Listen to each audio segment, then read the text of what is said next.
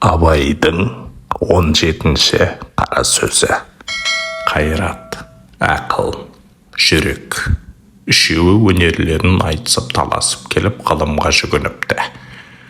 Қайрат айтыпты: «Ей ғылым, өзіңді білесің ғой, дүниеде еш нәрсе менсіз кәмелетке жетпейтұғынын. Өзіңді білуге ерінбей, жалықпай үйрену керек. Ол менің ісім. Құдайға лайықты ғибадат қылып, ерінбей жалықпай орнына келтірмек те менің ісім. Дүниеге лайықты өнер, мал тауып, бұйыр мансапты еңбексіз табуға болмайды. Орынсыз, болымсыз нәрсеге үйір қылмай, бойды таза сақтайтұғын.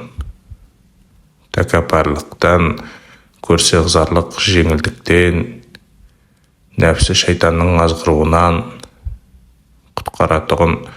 Адасқан жолға бара жатқан бойды қайта жиғызып алатұғын мен емес пе? Осы екеуі маған қалай таласады?» депті. Ақыл айтыпты: «Не дүние, не ақыретке не пайдалы болса, не залалды болса білетұғын мен. Сенің сөзіңді ұғатұғын мен.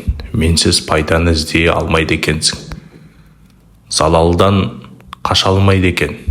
Ғылымды ұғып үйрене алмайды екен. Осы екеуі маған қалай таласады?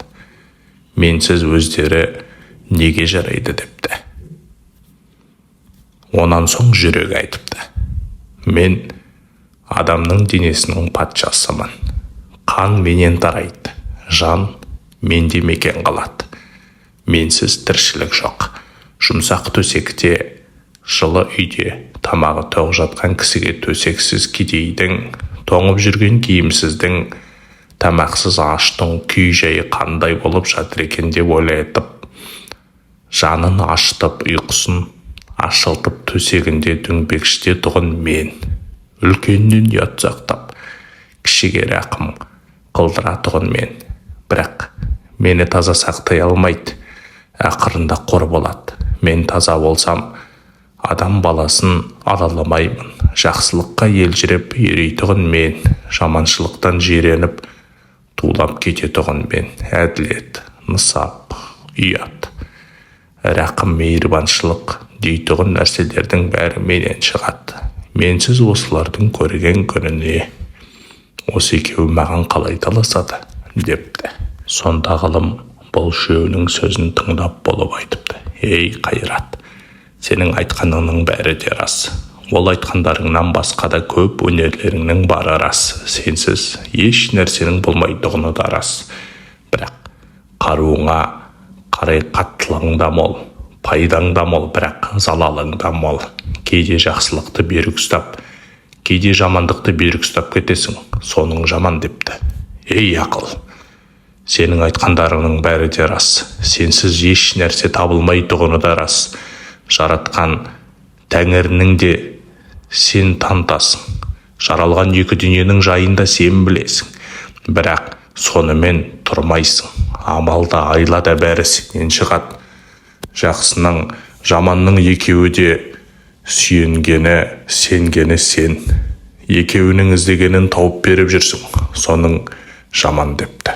«Сен үшеуінің басында қоспақ менің ісім» депті. «Бірақ сонда билеуші, әмірші жүрек болса жарайды. Ақыл, сенің қырың көп. Жүрек, сенің ол көп қырыңа жүрмейді. Жақсылық айтқаныңа жаны діні құмар болады. Көнбек түгіл қуанады. Жаманшылық айтқаныңа ермейді, ермек түгіл жиреніп үйден қуып шығады.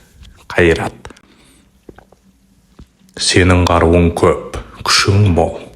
Сенің де еркіңе жібермейді.